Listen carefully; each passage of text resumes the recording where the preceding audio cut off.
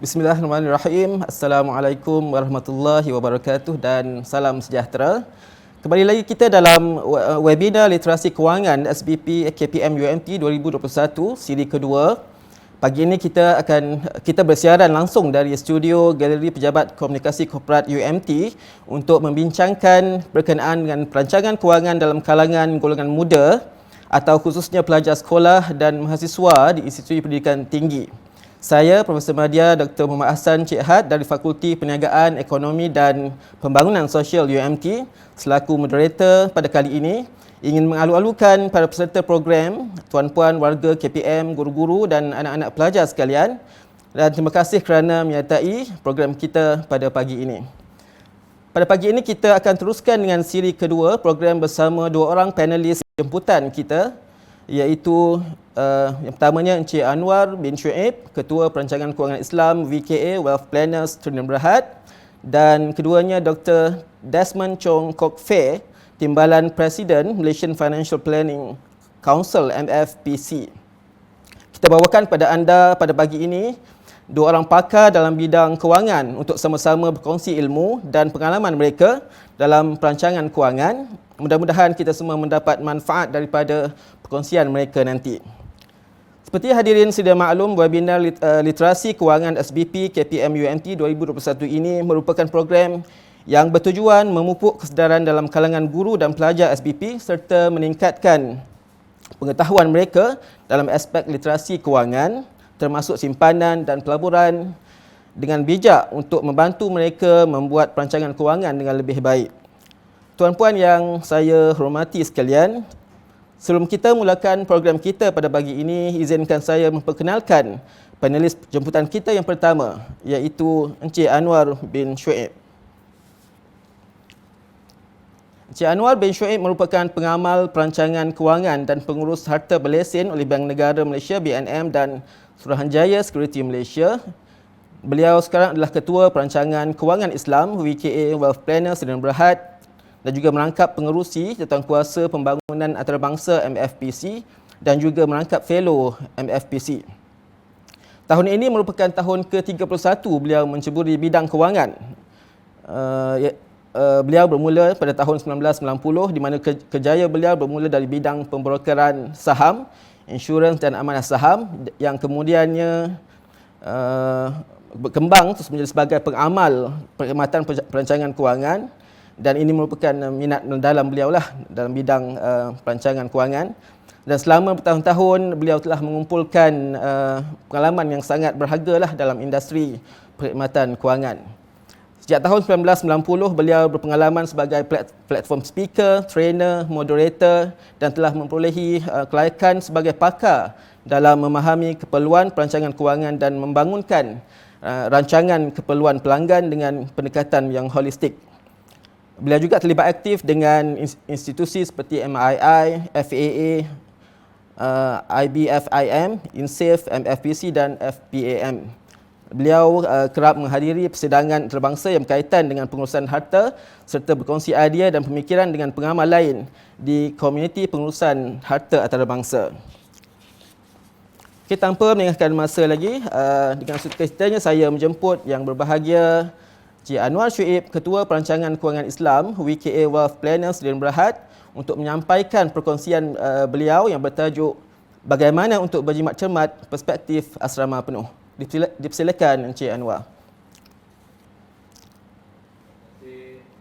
Profesor Madya Dr. Muhammad Hassan bin Cik Had atas jemputan yang dilakukan untuk program pagi ini. Assalamualaikum warahmatullahi taala wabarakatuh dan selamat pagi saya ucapkan kepada semua peserta program pada hari ini.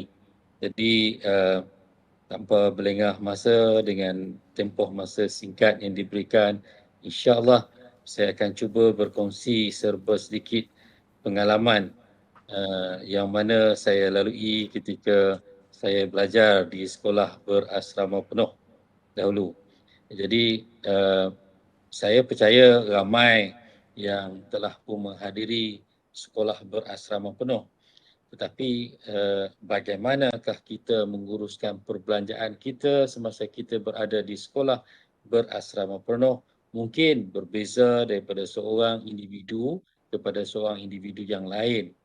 Jadi untuk cara saya ketika saya berada di asrama penuh dulu mungkin berbeza dari yang lain dan saya dapat melihat perbezaannya ya daripada dulu kawan-kawan saya dengan saya sendiri ya.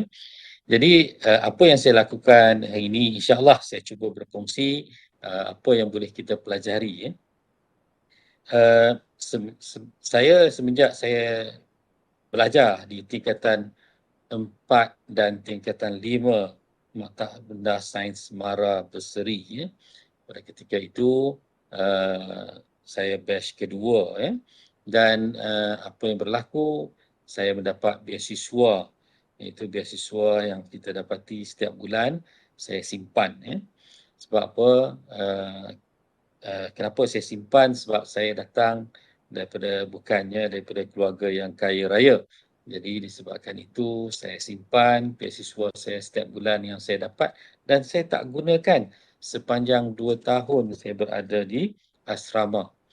Jadi setiap waktu, setiap hujung minggu apa yang berlaku adalah rakan-rakan pelajar yang lain mereka akan keluar untuk ke bandar.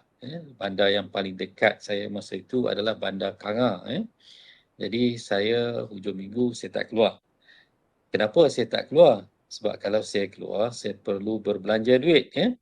Jadi nak bayar nak tambang bas. Kemudian bila keluar mesti nak makan dan sebagainya. Jadi saya tak keluar. Apa yang saya buat, saya simpan. Dan di asrama memang makanan disediakan. Jadi disebabkan makanan disediakan, jadi saya hanya uh, makan apa yang disediakan dan di asrama memang makanan pun makanan yang sihat. Jadi tak perlulah saya nak bimbang. Jadi sebabkan itu saya dapat simpan jumlah duit ya. Jadi 1 sen pun saya tak belanjakan daripada duit beasiswa tersebut ya. Jadi saya simpan dan sampailah sehingga habis tempoh saya pergi ke matrikulasi. Jadi saya buat matrikulasi Universiti Kebangsaan Malaysia dan di pusat matrikulasi itu adalah di Kulim. Pusat matrikulasi Kulim pada ketika itu ada menempatkan matrikulasi untuk 4 universiti, iaitu Universiti Kebangsaan Malaysia, Universiti Sains Malaysia, Universiti Utara Malaysia dan juga Universiti Pertanian Malaysia, 4 universiti di situ. Jadi setiap pelajar matrikulasi akan di situ ramailah kita katakan ya, ramai. Jadi masing-masing pun ada beasiswa juga di situ. Jadi duit beasiswa di situ kita dapat semasa belajar di pusat matrikulasi pun super juga saya simpan ya. Tetapi apa yang saya nak timbulkan di sini adalah di mana hasil daripada simpanan yang saya simpan semasa saya belajar tingkatan 4 dan tingkatan 5 tersebut amat berguna kepada saya. Jadi kalau kita lihat kehidupan di asrama penuh ini, kita tidak ada bersama dengan keluarga. Macam pondok di tengah-tengah gambar kita tu. Kita bersendirian. Tapi zaman saya dulu tak adalah telefon handphone macam hari ini. Kalau nak pakai phone pun kena guna public phone. Kena letak shilling dalam tu. Dan di rumah saya memang tak ada telefon. Jadi disebabkan itu saya tak macam orang lain. Saya tengok orang lain bergayut dengan telefon, berebut-rebut beratur dan sebagainya. Masa tu saya tak adalah. Sebab di rumah saya pun memang tak ada telefon. Jadi saya nak telefon siapa? Tak ada siapa-siapa pun saya nak telefon. Jadi disebabkan itu, jadi saya jimatlah duit. Duit telefon pun tak ada. Jadi itu kehidupan saya di asrama. Dengan makanan yang disediakan semuanya tu kita enjoy lah makanan yang sihat dan sebagainya disediakan di asrama. Jadi buat apa dah saya nak keluar duit sendiri untuk belanja makan. Adalah mungkin bila hari Jumaat kita keluar solat Jumaat mungkin teringin nak makan dekat depan kedai, dekat depan jalan besar tu, dekat MRSM Berseri tu ada sup Jadi kita makan waktu hari Jumaat bila keluar teringin makan juga. Jadi apa yang berlaku, wang poket yang saya dapat daripada beasiswa setiap bulan itu memang saya pastikan saya simpan supaya suatu ketika nanti apabila saya perlukan wang tersebut, saya boleh belanjakan. Jadi kalau kita lihat di sini semasa saya simpan, kemudian sebab apa saya nak belanja kat luar? Tak perlu. Sebab apa? Sekolah ataupun MRSM telah menyediakan tempat pembelajaran yang selesa. Waktu malam kita boleh belajar, kita boleh pergi ke perpustakaan yang mana perpustakaan itu ada aircon, jadi sejuk, selesa kita nak belajar berbanding dengan kalau kita kat rumah sendiri. Rumah saya tak ada pun aircon, TV pun tak ada. Kita masa saya TV pun masa tu adalah jenis kotak besar kan, rumah saya ada TV pun tahun 80-an baru ada TV. Jadi kita tak perlu ke mana-mana. Jadi tempat belajar yang selesa telah disediakan. Jadi malam belajar, siang belajar, malam ada prep, kelas prep dan sebagainya. Jadi kita buatlah tugas kita sebagai pelajar. Kemudian apabila dah habis masuk ke matrikulasi, saya nampak peluang di situ. Apa peluang yang saya nampak? Jadi saya tengok di sini ramai pelajar. Jadi bila ramai pelajar, mesti ramai pun nak ambil bergambar kan. Jadi saya ada duit masa tu. Jadi apa yang saya buat, saya ambil duit beasiswa saya yang saya simpan, saya beli kamera. Kamera saya yang saya beli adalah jenama Praktika masa tu. Jadi bila saya beli, jadi saya ambil gambar. Ambil gambar pelajar-pelajar, macam-macam lah aktiviti. Setiap kali dia orang balik Jumaat, kadang-kadang dia orang berhimpun, saya ambil gambar dan saya jual. Setiap keping gambar saya jual. Dan saya dapat keuntungan daripada situ. Jadi bila saya dapat keuntungan, saya belikan kamera zoom dan sebagainya, semua peralatan-peralatan tambahan yang diperlukan supaya saya boleh dapat mengambil gambar dengan lebih baik. Gambar pemandangan dan sebagainya, dan saya jual. Okey, itu yang saya lakukan, tapi bukan macam hari ini ada DSLR kan, digital. Ini dulu analog, satu filem 36 keping gambar. Jadi kalau nak ambil kena hati-hati nak ambil gambar. Takut kalau silap ambil gambar rosak, rugi kan, mahal kos dia untuk filem dulu tak macam hari ini. Jadi ini kamera yang saya yang pertama SLR. Okey, kemudian ini tengok gambar macam ni lah lebih kurang saya dulu. Dia orang balik Jumaat ramai-ramai berhimpun. Okey, saya panggil semua datang ambil gambar. Jadi duit tu saya simpan. Jadi asal modal saya tu daripada tingkatan 4 dan tingkatan 5, saya dapat beli kamera dan saya berniaga dengan menjual gambar-gambar yang saya ambil untuk pelajar-pelajar di asrama semasa saya belajar di matrikulasi. Dan sehingga hari ini pun rakan-rakan saya yang share, setengahnya tu dia orang lupa bahawa saya cameraman. Jadi bertanya-tanyalah dalam grup WhatsApp tu, ini siapa cameraman dulu dan kadang-kadang saya pun ada dalam tu. Sebab apa? Kita ada auto shutter kan. Jadi saya pun letak dekat stand, saya pun masuk juga. Jadi orang kadang-kadang ada yang dah lupa Jadi ini kenangan. Jadi dalam pada dia orang tanya tu, ada yang cakap, oh ini Anwar lah dulu okey. Itu kenangan dia. Jadi saya berjimat walaupun di masuk matrikulasi pun saya masih berjimat. Apa yang saya buat masa di matrikulasi, orang keluar berjoging di waktu petang Saya pun keluar berjoging di waktu petang. Tapi saya ada galas backpack macam dia ni dalam gambar ni Ada galas backpack. Dalam backpack tu saya letak barang-barang direct selling. Sebab apa? Di matrikulasi UKM tu dekat Kulim, Mata Rendah Sains Semara Kulim, dia dekat dengan Bukit Bertajam. Jadi Bukit Bertajam adalah pejabat untuk direct circle masa tu. Jadi saya ambil barang-barang direct selling, saya keluar berjoging setiap petang macam orang lain, tapi orang lain berjoging tak ada bawa apa-apa lah Mungkin bawa air sajalah. tapi saya berjoging bawa backpack, dalam tu ada barang-barang direct circle dan saya pergi rumah ke rumah, saya jual barang direct circle tersebut. Jadi duit pendapatan tu saya simpan lagi ya. Jadi ini yang saya lakukan ya ketika saya di sekolah. Berbanding dengan pelajar-pelajar di asrama hari ini, saya percaya bahawa pelajar-pelajar hari ini sekarang lebih jauh, lebih baik daripada berbanding zaman saya dulu. Daripada zaman saya dulu, papan putih menggunakan marker. Tapi hari ini kebanyakannya menggunakan LCD projector kan ya. Dan kebanyakannya alatan-alatan pun moden, tak macam zaman dulu. Ya. So itu kelebihan-kelebihan ya, dan lebih selesa lah daripada dulu. Walaupun keadaan dulu saya di asrama pun saya dah terasa memang amat selesa, dan hari ini saya percaya keadaan pelajar-pelajar pun masih jauh lebih selesa daripada zaman saya dulu. Dan kalau zaman dulu, kalau wang saku dan sebagainya dimasukkan ke dalam bank, saya ingat dulu akaun bank saya dengan Maybank. Jadi dengan Maybank itu ada diberikan tabung harimau. Ya, zaman saya dululah ya. Jadi itu seronok dapat tabung harimau tu ya. Tapi hari ini kita berbeza daripada zaman saya dulu. Hari ini kita ada e-wallet ya.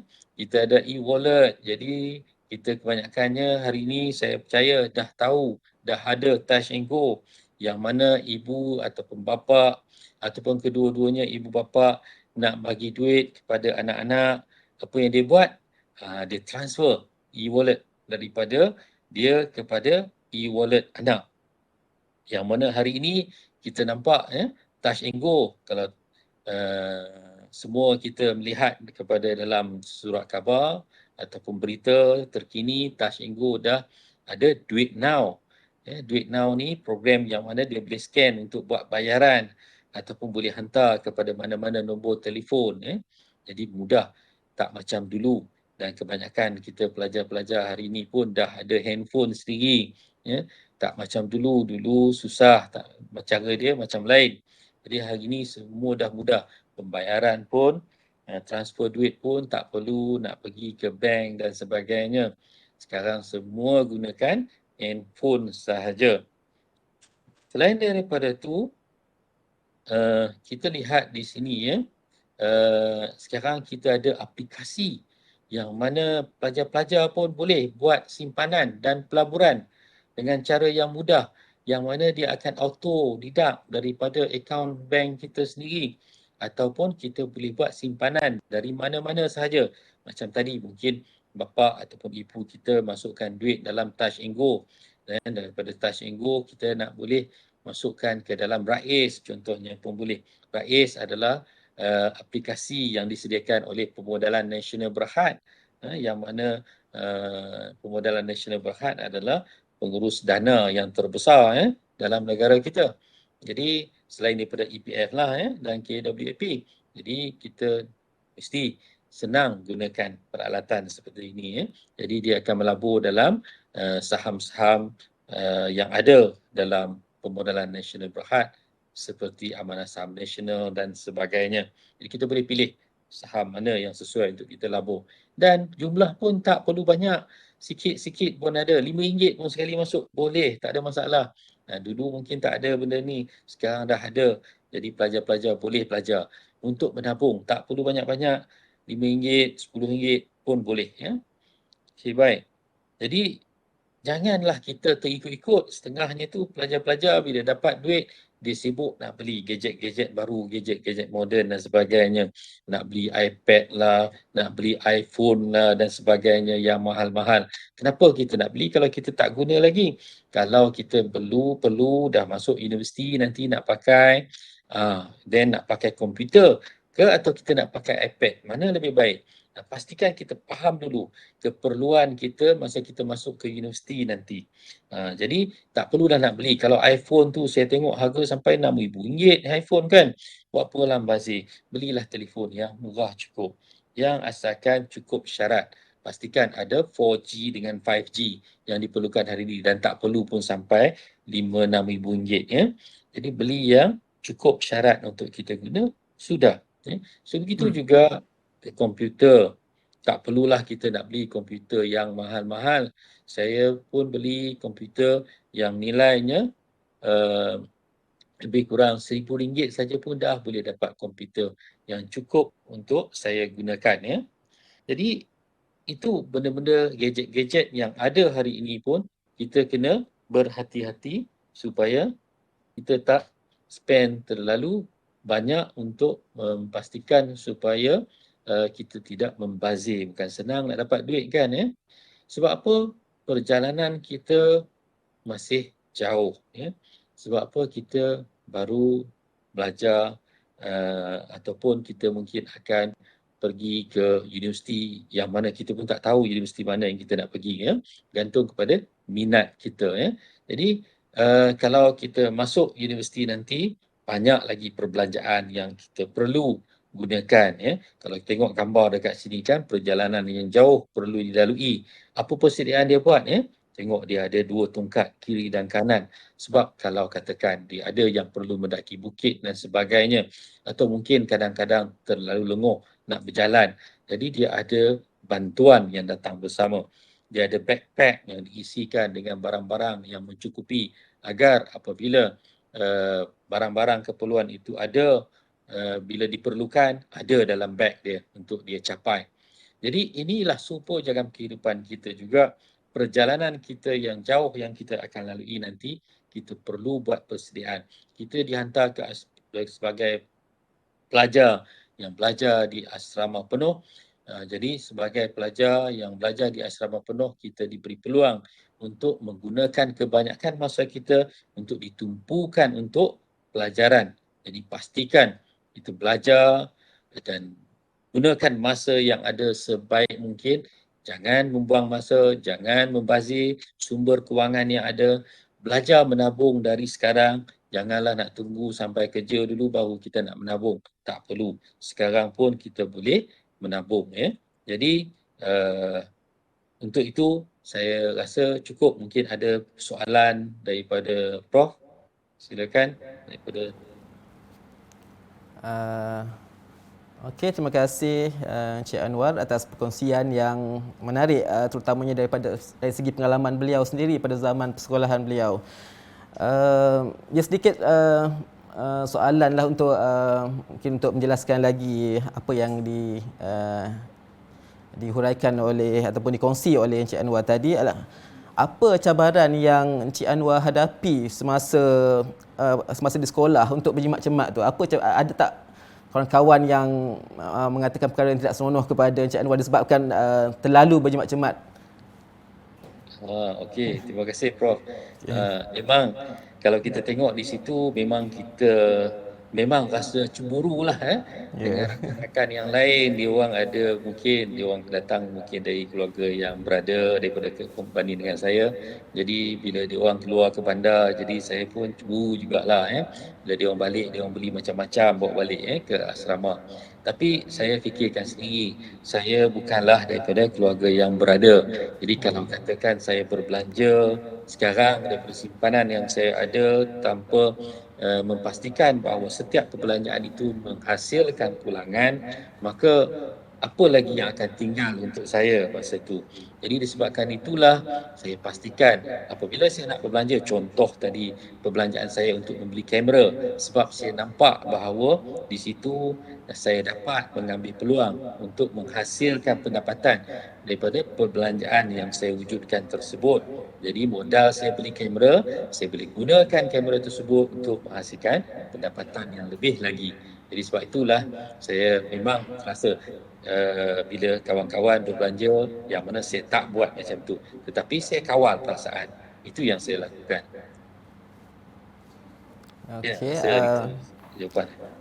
Apakah sebenarnya yang mendorong Encik Anwar untuk berjimat-cermat tu? Adakah disebabkan oleh pesanan daripada ibu dan ayah sepanjang masa supaya berjimat-cermat, ataupun ianya hasil daripada Encik Anwar sendiri yang ada kesedaran untuk berjimat-cermat?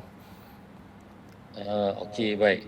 Jadi, ketika saya bersekolah daripada sekolah rendah lagi daripada sekolah rendah lagi saya tak kalau kita lihat ni saya memang saya sedar saya datang dari mana ya. Bila sedar datang dari mana, jadi, pesanan, daripada ibu saya yang pastikan supaya jangan membazir ya. Jadi pesanan daripada ibu saya agar tidak membazir ini saya pegang. Jadi sebab itu walaupun dari sekolah rendah lagi pun sebenarnya saya selalu mengaplikasikan apa yang saya belajar.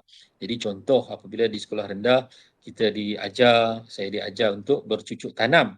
Jadi balik saja daripada sekolah selepas diajar bercucuk tanam, saya tengok ada saja tanah lapang, saya terus bercucuk tanam. Saya tanam cili, saya tanam bendi dan sebagainya dan saya pergi jual ke kedai-kedai runcit yang berdekatan hasil dia ya. Jadi itulah maksudnya minda saya ni telah memang daripada muda lagi dididik untuk berjimat cermat. Jadi sebab itulah saya dapat kawal perasaan untuk impuls berbelanja seperti orang lain itu tak menjadi permasalahan ya. Memang cabaran tetap ada ya. Terutama bila kita bersendiri di asrama tak ada keluarga dekat dengan kita, kesunyian kadang-kadang terasa yang mana orang lain boleh bercakap dengan telefon, rumah kita tak ada pun telefon. Tapi tak apa kadang-kadang ada hikmah dia ya. Yang mana hikmah dia tu saya tak perlulah nak belanja duit telefon. Jadi saya selalu lihat dari sudut positif. Jadi kita lihat kekurangan kita tu kita jangan lihat bahagian negatif. Kekurangan yang kita ada pada kita tu kita lihat dari sudut positif. Ya, itu je lah saya rasa. Prof.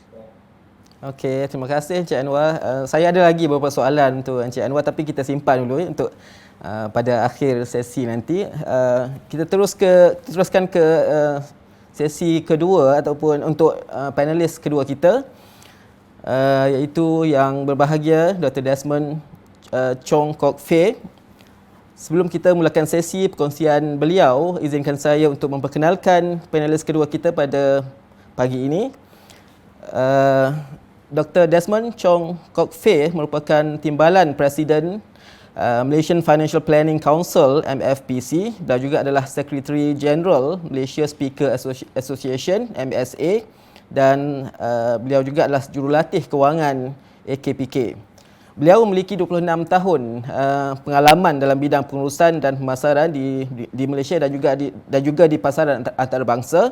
Beliau berpengalaman luas dalam memberikan perkhidmatan perancangan kewangan dan komprehensif kepada akauntan-akauntan serta di peringkat individu untuk membantu mereka mencapai perancangan kewangan mereka. Dr. Desmond Chong adalah pemegang ijazah Doktor Falsafah dari Universiti Putra Malaysia UPM, Doctorate in Business Administration DBA dari USA, Sarjana Pemasaran dari UK dan Diploma Pasca Siswazah dalam bidang pemasaran dari UK.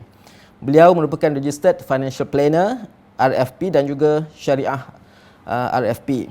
Beliau berpengalaman mengendalikan lebih daripada 1,000 seminar dalam masa 15 tahun sebelum ini, iaitu melibatkan sektor awam, swasta, bank dan institusi kewangan, syarikat insurans, syarikat yang tersenarai di Bursa Malaysia, universiti, college, badan-badan bukan kerajaan, yayasan serta sekolah swasta dan lain-lain pertubuhan. Beliau juga telah menghadiri lebih daripada 500 sesi temu bual di TV dan radio. Pernah ditemu bual di TV Astro Awani, TV2, Astro AEC, 8TV, My FM, Durian FM, BFM, Light FM dan Red FM. Beliau adalah kolumnis di beberapa akhbar dan majalah dan telah menerbitkan lebih daripada 200 artikel, contohnya di Money Compass, The Entrepreneur, China Press, Nanyang Siang Pau, Sinchu Daily, New Life Post dan pelbagai akhbar dan majalah lain. Tanpa membuang masa, dengan sukacitanya saya menjemput yang berbahagia Dr. Desmond Chong Kok Fei, Timbalan Presiden Majlis Perancangan Kewangan Malaysia MFPC, untuk menyampaikan perkongsian beliau yang bertajuk Perangkap Hutang. Dipersilakan Dr. Desmond. Terima kasih Prof. Selamat pagi peserta program. Saya amat bangga boleh pesertai program hari ini. Yang tajuk pada hari ini adalah perangkap hutang. Apa itu hutang?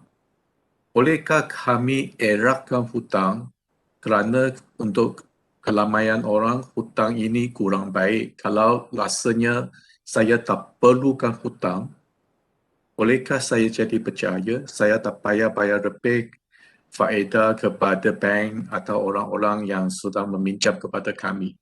Tetapi untuk semua peserta, hutang ini kira ada dua jenis. Hutang yang baik yang boleh datangkan manfaat yang cukup baik seperti kalau kami nak memberikan rumah, memberikan kolektor, susahlah untuk kami keluarkan modal yang besar sebegitu. Maksudnya kalau kami nak beli sebuah rumah, harga dia boleh beratus-ratus ribu atau berjuta-juta. Kalau boleh dapatkan hutang atau peminjaman dari bank yang berlesen, mungkin ini akan singkatkan masa untuk kami mendapat menikmati rumah yang mewah, rumah yang kami dihayati nanti. Ataupun untuk kawan-kawan semua, untuk membelikan kolektor, untuk membelikan datangkan ekonomika yang value yang agak tinggi kalau boleh guna kereta itu seperti apa yang diberitahu tadi oleh Cik Anwar yang persembahan dia, boleh menggunakan semua pemutahan ini untuk mendapatkan lebih mungkin return dia, kebaikan dia. Okay, biar saya share screen sekarang. Okay. So yang penting, apa itu hutang yang kami kena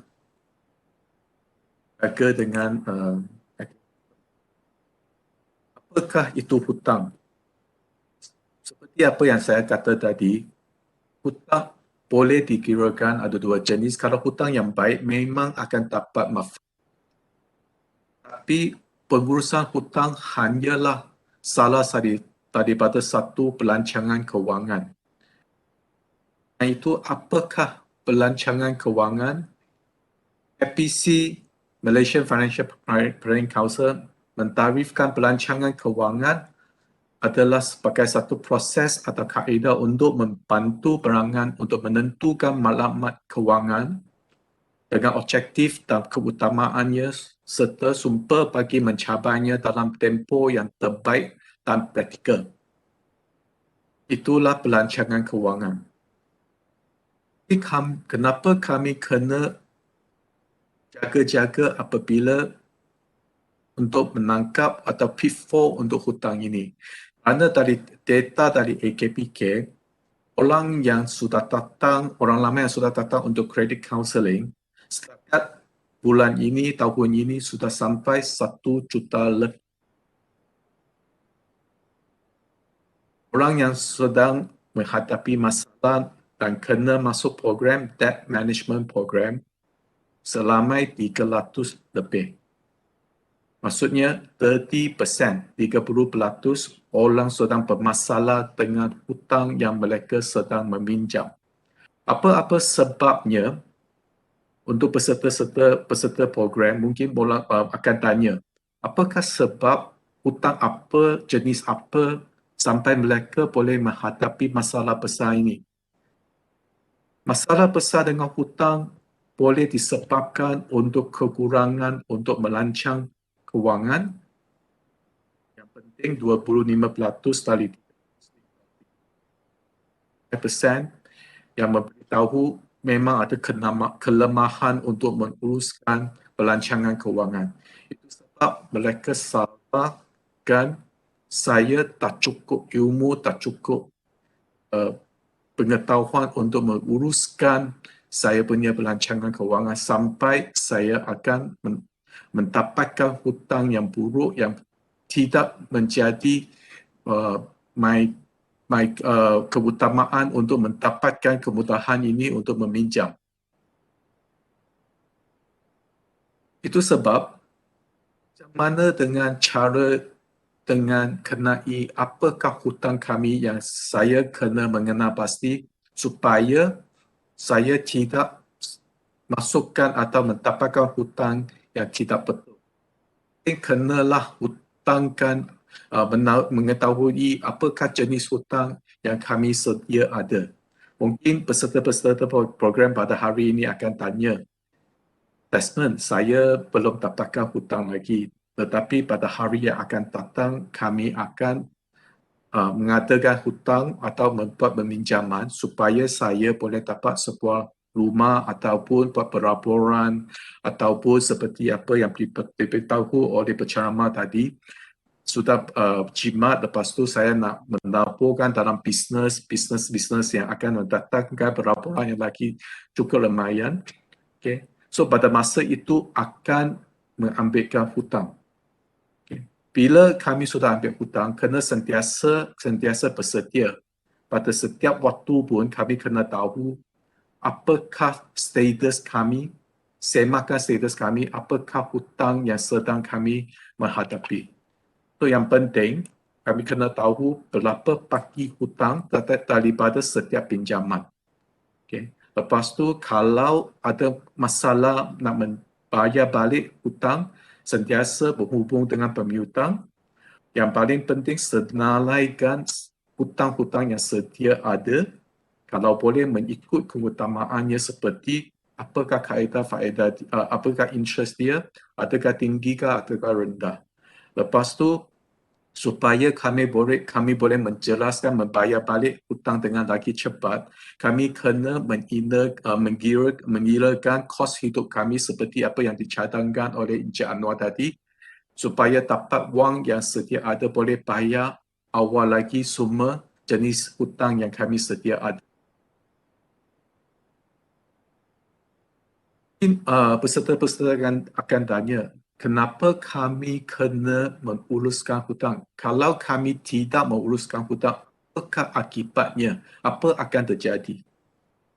Malaysia, akibatnya kalau kami tak mampu bayar kepada kreditor, akibatnya akan menjadi bankrupt. Sebelum bankrupt, inilah proses dia. Sebelum freeze, anda akan dapat notis undang-undang, akan dapat saman, okay, ataupun you will get the writs or you get a saman berhutang berhakiman. Mungkin peserta-peserta akan tanya, apakah sebab kami boleh jadi bankrupt? Masalah yang paling penting boleh menjadi bankruptcy adalah pinjaman peribadi. 25%. Inilah masalah punca dia yang paling tinggi adalah pinjaman peribadi. Mungkin peserta-peserta akan tanya, apa kami perlu meminjam pinjaman? Apa yang diberitahukan tadi oleh Encik Anwar adalah kerana kadang-kadang kos atau perbelanjaan yang lebih tinggi, kami tak mampu nak tanggungkan setiap kos harian. Itu sebab wang yang inflow tak cukup untuk perbelanjaan. Itu sebab kami memerlukan pinjaman peribadi. Tetapi saya kena memberitahu, mungkin fasiliti ini agak senang boleh dapat. Bila senang nak dapat, boleh diberitahukan kaedah dia, interest rate dia pun agak tinggi. Itu sebab ia akan menjadi punca masalah yang paling tinggi, 25% disebabkan bankruptcy adalah pinjaman peribadi. Yang saya nak memberitahukan, lagi satu yang lagi penting untuk masalah kewangan atau masalah bankruptcy adalah masalah untuk pinjaman collateral, sewa beli. Ini adalah satu agak tinggi, 27% untuk pinjaman collateral atau kenderaan. Okay.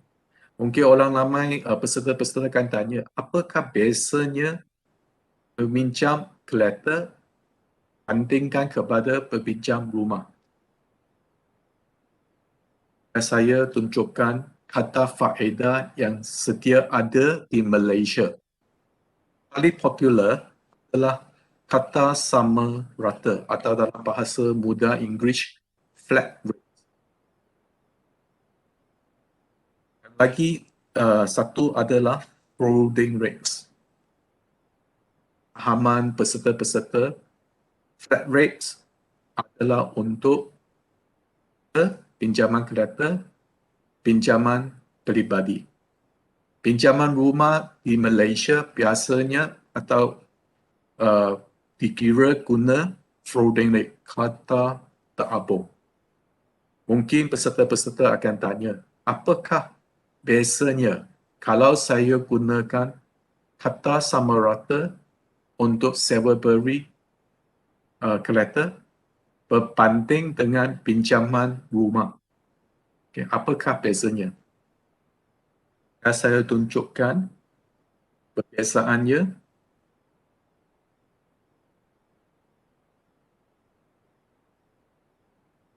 Ini untuk kemudahan peserta-peserta pada pagi ini. Dengan slide ini, boleh senang saya tunjukkan apakah perbezaan kata sama rata berbanding dengan kata terabung, maksudnya pinjam rumah, pinjaman peribadi. Contoh, kalau saya buat satu pinjam kata terabung atau floating rates dengan jumlah pinjaman RM50,000. Hanya RM50,000, tempoh bulanan saya kena bayar untuk 60 bulan atau 5 tahun. Kata faedah yang dichargekan adalah 5%. Kalau guna financial calculator, ansuran yang saya kena bayar untuk setiap bulan adalah RM900.43.56. Okay, atau ratakan 944. Okay. Tapi peserta-peserta akan tanya, kenapa di bahagian yang di bawah sini saya ternampak ada kata faedah sebenarnya? Kenapa tak sama dengan 5%? Kenapa di sini 5.12%? Kerana peserta-peserta, kata faedah kiraan pada untuk sampel ini, untuk example ini ialah charge kaedah bulanan, means monthly interest. Monthly interest. Interest dia dikira untuk setiap bulan untuk 12 bulan dalam 1 tahun. Itu sebab apa yang diberitahu tadi 5% ini adalah kata faedah kasar, means the nominal rate. Okay. So kami kena tahu apakah kata faedah sebenarnya. Yang sebenarnya adalah 5.12%.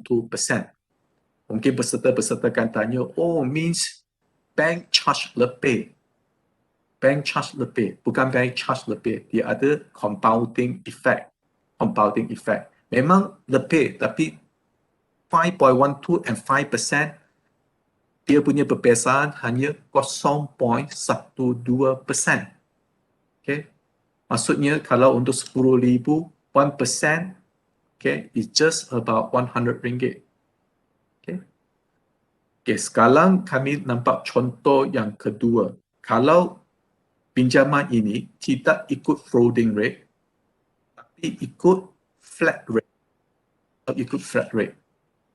Sama rata. Apakah perbezaan dia? Yang sama, pinjaman itu adalah RM50,000. Bayaran bulanan ialah untuk 60 bulan. Kalau peserta boleh pay attention, apa yang diberitahu kata faedah pun 5%. Sama dengan sampel tadi, 5%. Tetapi, yang nampak peserta-peserta, ansuran dia tak sama.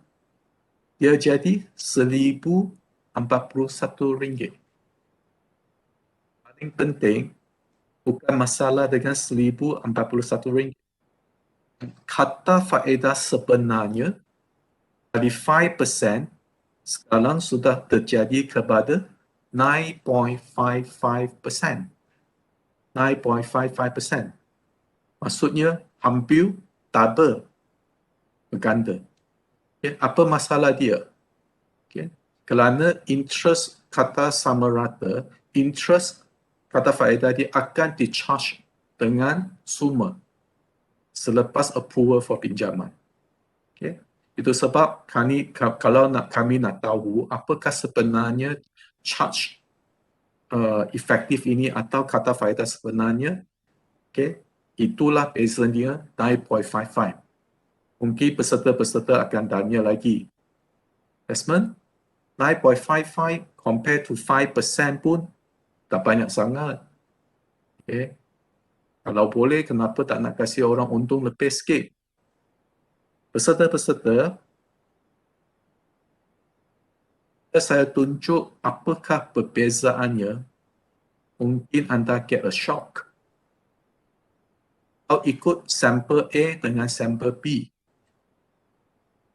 bayar 60 bulan, jumlah bayaran dia untuk 5 tahun, 56,000. Jadi kalau guna flat rate, sudah bayar 62,000. So, beza dia 5,886. Okay. Kalau terpulang tadi dengan rate yang sama 5%, 5% kami tak tanya sama ada rate yang charge ini kata faedah ini adalah flat rate atau floating rate. Okay. Boleh akibatkan anda membayar lebih 5,886.60 sen. Dan contoh yang tadi dikongsikan oleh Cik Anwar, RM5,000 ini bukan senang nak untung. Kalau nak dapat lebih pun bukan senang sangat. Okay. Tetapi kalau untuk kami semua di sini, hanya tahu apakah perbezaan interest charges, bolehlah peserta-peserta dalam program ini jimatkan sampai 6,000. Inilah perkongsian saya pada hari ini nak memberitahukan boleh jaga pelangkap hutang atau hanya tahukan apakah bezanya flat rate, floating rate dan tanyakan soalan apakah efektif rate dia, kata faedah sebenarnya, walaupun sudah diberitahu 5%. Anda hanya tahukah perbezaan ini, boleh jimat beribu-ribu. Bayangkan, ini saya hanya sebutkan harga 50,000 untuk membeli kolektor. Kalau membeli rumah atau mendapatkan pinjaman peribadi, cuba bayangkan kalau hari ini jumlah pinjaman dia 500,000. Dan contoh yang sama. Jadikan 500,000, perbezaannya akan jadi 58,000. Peserta-peserta kami nak menjadi, mungkin ada satu hijau, saya nak jadikan investment. Satu cara boleh berjimat ialah hanya dapatkan tahu perbezaan dengan hutang kata faedah corporation, sudah cukup kami boleh menjimatkan lebih kalau kami tak bayar lebih. Okay. Sebelum saya berakhiri, ada satu perkara saya kena highlightkan saja. Adalah isu penjamin. Salah satu reason for bankruptcy for Mufis adalah menjadi penjamin. Peserta, saya faham, susahlah kami nak menorakkan kawan-kawan baik kami ataupun keluarga-keluarga kami kalau minta anda, peserta, bolehkah jadi penjamin kepada saya? Kalau dalam bahasa Inggeris adalah guarantor. Okay. Bolehkah jadi guarantor untuk hutang saya? Soalan yang pertama, kenapa bank meminta penjamin? Kenapa dia minta penjamin? Kerana peminjam ini syarat dia kurang baik untuk membuat peminjaman. Itu sebab bank tak puas hati dengan syarat-syarat yang atau dengan maklumat yang disediakan. Okay. Kalau guna bahasa mudah, tidak qualified untuk buat peminjaman. Itu sebab dia minta penjamin. So, penjamin boleh jadi beresiko tinggi. Kalau peminjam tidak bayar, kalau anda berjamin, akibat dia sama. Kalau dia tak bayar, anda kena bayar. Ramai penjamin also come here and ask me, saya tidak meminjam, tapi anda penjamin. Resiko anda sama. Kalau tak nak menghadapi risiko tinggi macam ini, jangan jadi penjamin dengan sewenang-wenangnya. Okay. Syarat kedua, kalau peminjam tidak bayar, anda kena bayar. So, fikir dulu untuk menjadi penjamin. Menjamin jika ada kepentingan. Seorang akan ditanya, apakah kepentingan, apakah sebab saya nak jadi penjamin? Kadang-kadang ibu bapa menjadi penjamin kepada anaknya, abang adik, okay, isteri, suami, ini boleh difahamkan. Tapi jangan jadi penjamin hanya mungkin dengan kawan baik yang cuba tanya, boleh jadikan penjamin kepada saya. Fikirkan dulu, risiko cukup tinggi. Itu saja perkongsian saya pada hari ini. Back to you, Prof. Terima kasih. Okey, terima kasih Dr. Desmond atas perkongsian yang sangat menarik yang sangat berfakta lah berkenaan dengan pengurusan hutang. Okey, sekarang kita akan ke segmen seterusnya lah untuk Q&A ataupun soal jawab, di mana mungkin kita boleh dapatkan penjelasan dengan lebih lanjut lagi berkenaan dengan apa yang disebut oleh Dr. Desmond tadi. Saya tertarik dengan Dr. Desmond ada sebut berkaitan dengan hutang baik dan hutang tidak baik. Ada disebut ada dua jenis hutang. Bagaimana kita nak bezakan antara hutang baik dan hutang tidak baik itu, dan apa kepentingannya apabila kita dapat membezakan kedua-dua jenis hutang tersebut? Terima kasih, Prof. Saya mengaru-arukan peserta-peserta. Kalau ada masa, tolong bacakan buku Robert Kiyosaki. Robert Kiyosaki, guru perancangan kewangan. Okay, dia hanya beritahu kalau hutang baik, dia akan mendatangkan return. Maksudnya kalau guna bahasa mudah, the money will come into your pocket. It's considered hutang baik. Okay. Kalau hutang buruk means the money will go out from your pocket. Kalau ikut Robert Kiyosaki. Okay. Tetapi dalam Malaysia punya konteks, I make it simple for you lah. Okay.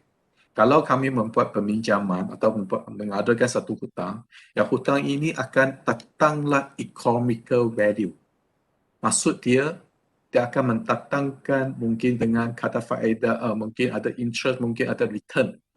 Ini boleh dikirakan hutang baik. Sebagai contoh, kalau saya membeli satu rumah, satu kedai, saya dapat sewa rumah, ini akan mendatangkan pemulangan yang okey, ini dikirakan hutang baik. Okay. Yang contoh yang kedua, hutang yang tidak baik, memburukkan. Sebagai contoh, saya mendapat pinjaman, saya nak after COVID-19, after the lockdown, saya nak pergi melancong. I want to spend that dollar. Okay, buat perbelanjaan. Maksudnya, ia tidak mendatangkan apa-apa. Anda sudah belanjakan semua. Kalau guna bahasa mudah, it is called consumption loan. Untuk belanja saja. Yang hutang baik akan mendatang value for economics. So, simple, easy. Satu yang datangkan manfaat, satu hanya spend and you get nothing. Okay, I hope ini untuk senang untuk dijelaskan. Terima kasih Prof. Terima kasih Dr. Desmond. Satu lagi persoalan adalah berkenaan dengan bagaimana kita dapat mengetahui status kewangan peribadi kita.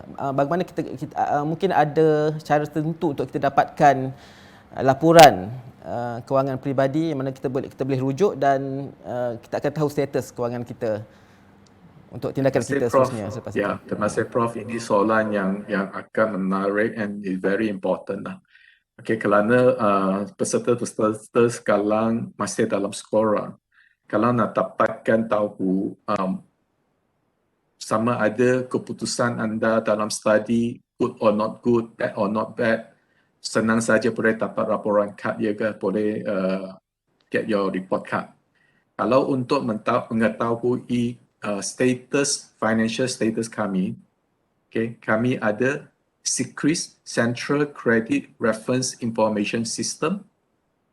Itulah satu report yang dilaporkan kepada Central Bank Malaysia, Bank Negara Malaysia oleh bank-bank seperti CIMB, Maybank, Hong Leong, okay, dengan maklumat peminjam, your loan, your hutang, everything, and submit the report to Bank Negara yang keluarkan laporan ini CCRIS. Ini dari report ini, laporan ini dari Bank Negara. Yang lagi satu report adalah dipanggil CITOS.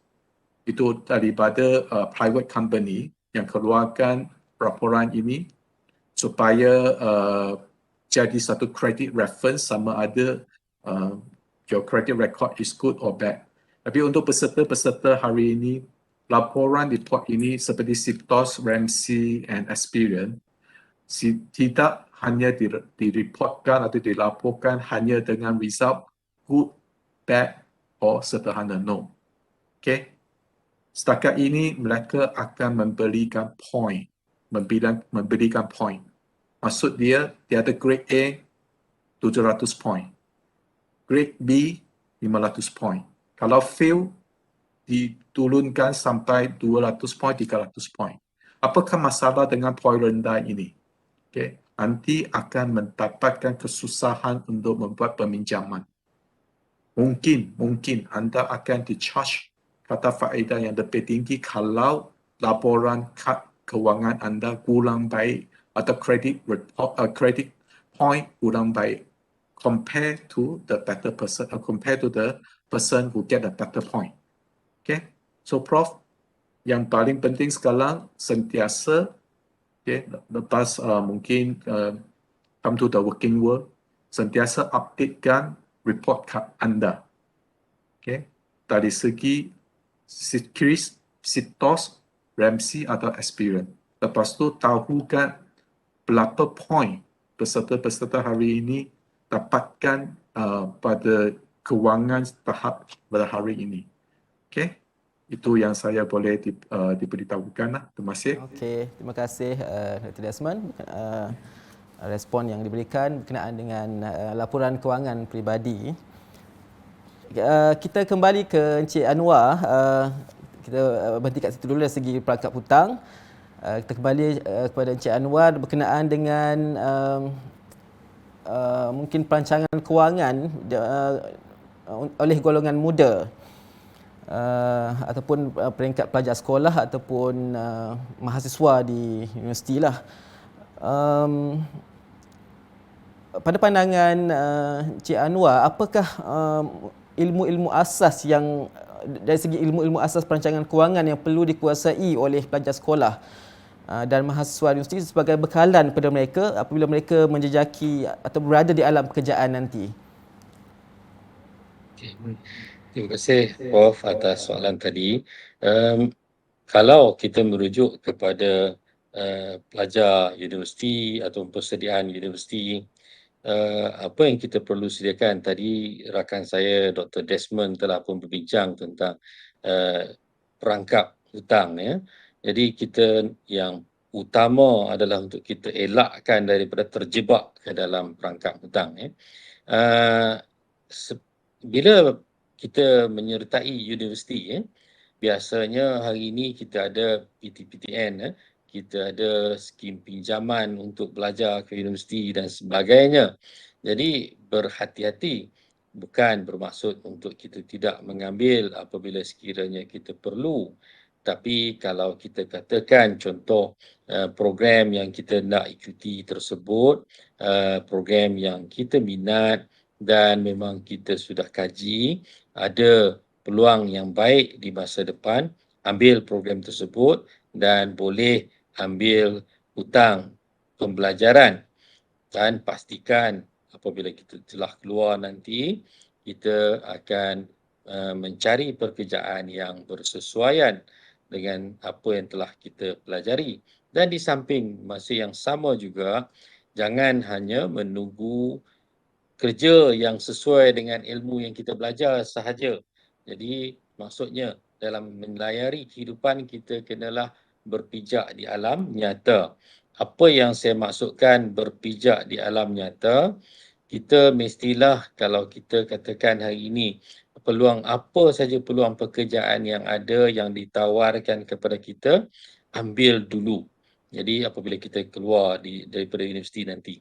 Jadi semasa kita masuk ke universiti juga, selepas selesai pelajaran di peringkat menengah ni, kita masuk ke universiti, kita kalau kita ambil duit pinjaman ataupun pinjaman pelajaran, ataupun kita dapat duit pembiayaan dan sebagainya, jangan membazir.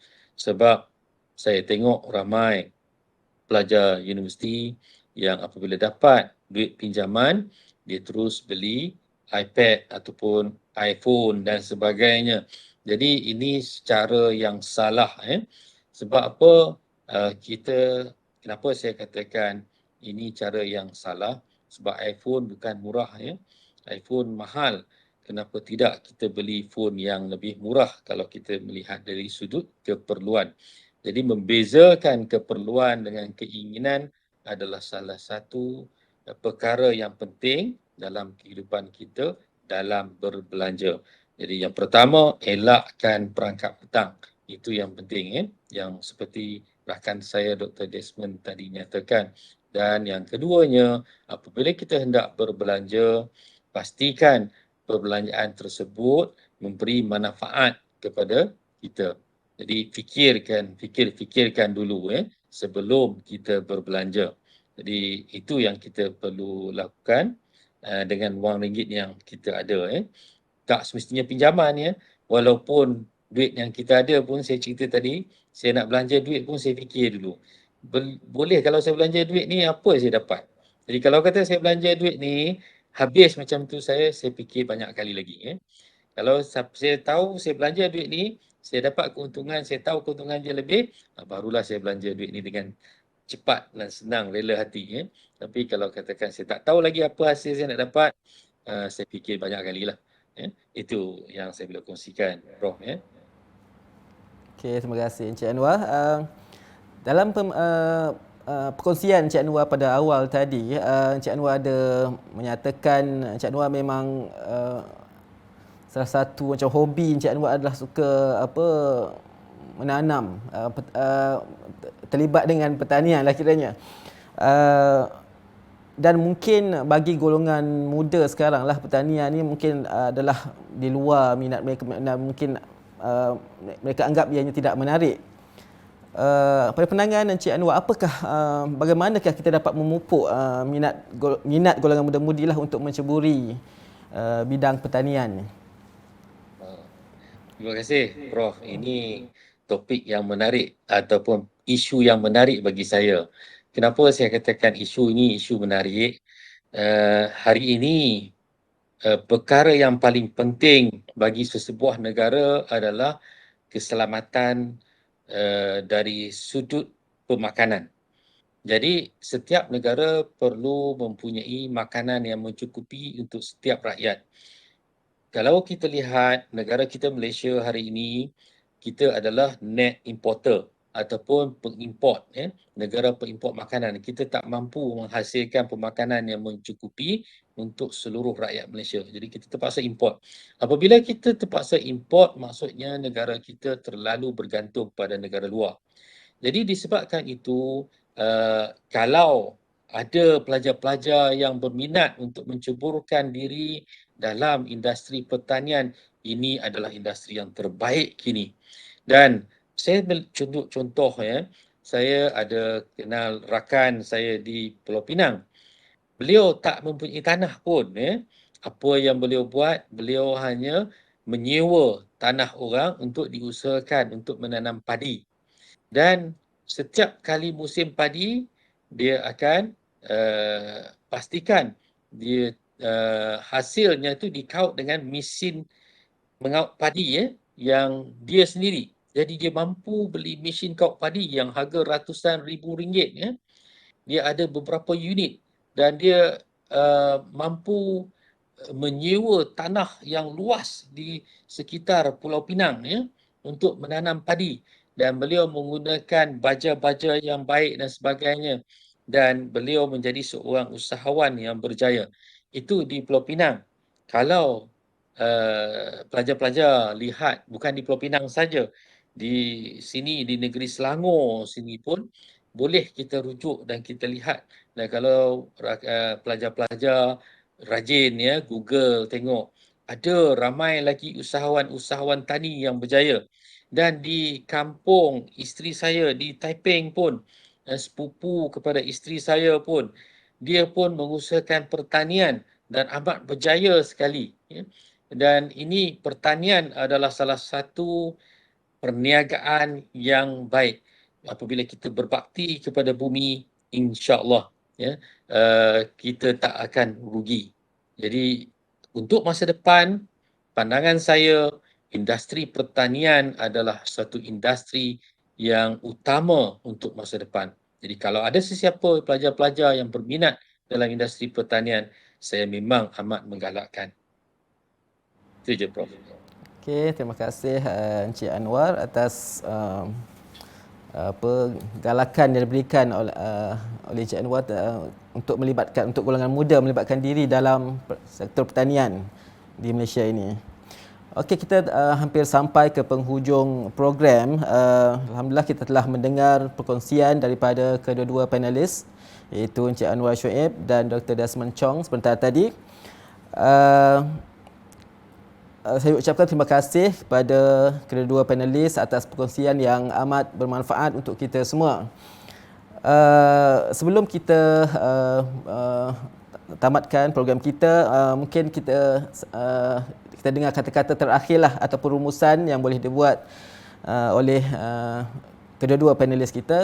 Saya mulakan dengan Dr. Desmond lah untuk memberikan kata-kata terakhir ataupun rumusan daripada perkongsian beliau sebentar tadi. Silakan. Terima kasih Prof. Sekali saya nak memberitahukan satu tips atau konsep topik saya pada hari ini, perangkap hutang. Okey.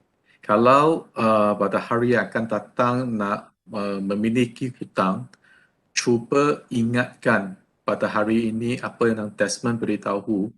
Okay, always keep 3P. 3P. Okay, Penang P in your mind. Okay, kalau nak buat pinjaman. P yang pertama, sentiasa ingatkan keupayaan atau payment capability. Bolehkah saya bayar balik? Okay, first P. Okay, payment capability, keupayaan payment saya. Senang saja nak dapat tahu dengan salary slip dengan bank statement. Okay, first P. Second P adalah payment history. Payment history saya, sama ada sayakah peminjam yang bertanggungjawab. Ini boleh ambil daripada laporan report. Laporan report seperti saya sebut tadi, SITOS, SIKRIS boleh diberitahu. Yang paling penting sekali, the last P adalah purpose. Apakah maklumat anda? What's the purpose?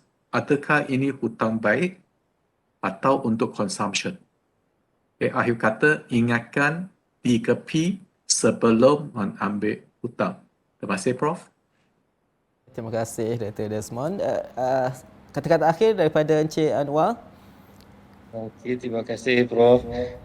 Terima kasih saya ucapkan kepada pihak Universiti UMT dan Kementerian Pelajaran atas jemputan hari ini. Dan untuk isu tadi yang Prof tanya ke yang terakhir tu, sebenarnya hari ini kita ada pelbagai teknologi yang ada untuk membantu dalam industri agriculture ataupun pertanian. Jadi hari ini pertanian adalah bukan lagi seperti dahulu kala orang menggunakan drone untuk pertanian dan sebagainya dan memberikan keuntungan yang tinggi. Jadi pertanian hari ini bukan sekadar salah satu labor intensif sahaja, tetapi ia adalah satu perniagaan yang menguntungkan. Jadi saya memang amat menggalakkan pelajar-pelajar, kalau ada yang berminat dalam pertanian, silakan. Jadi sebab apa? Peluang amat luas hari ini untuk sektor pertanian dan negara memang amat memerlukan. Itu saja kata-kata akhir untuk majlis hari ini. Serahkan kembali kepada Prof. Assalamualaikum. Alhamdulillah, terima kasih sekali lagi kepada kedua-dua panelis, Encik Anwar dan Dr. Desmond. Semoga apa yang dikongsikan oleh kedua-dua panelis jemputan kita pada hari ini dapat dijadikan panduan kepada kita semua dan terutamanya kepada adik-adik dan anak-anak pelajar yang sepatutnya merancang kewangan sejak dari usia muda lagi.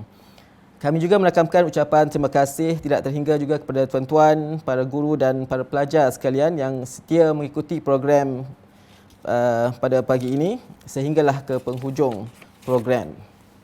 Sebelum kita akhiri program kita, mungkin inilah saat yang ditunggu-tunggu oleh peserta kuis Literasi Kewangan SBP 2021. Sebentar lagi akan dipaparkan senarai pemenang kuis. Senarai pemenang kuis Literasi Kewangan SBP 2021. Saya ucapkan tahniah kepada semua pemenang. Manakala kepada yang tidak berjaya, insya-Allah boleh cuba lagi pada masa akan datang. Dengan itu kita tutup program kita dengan wabillahi taufiq wa hidayah. Wassalamualaikum warahmatullahi wabarakatuh. Dan sama-sama kita saksikan pengumuman keputusan kuis Literasi Kewangan SBP 2021 selepas ini. Terima kasih. Saksikan insya-Allah.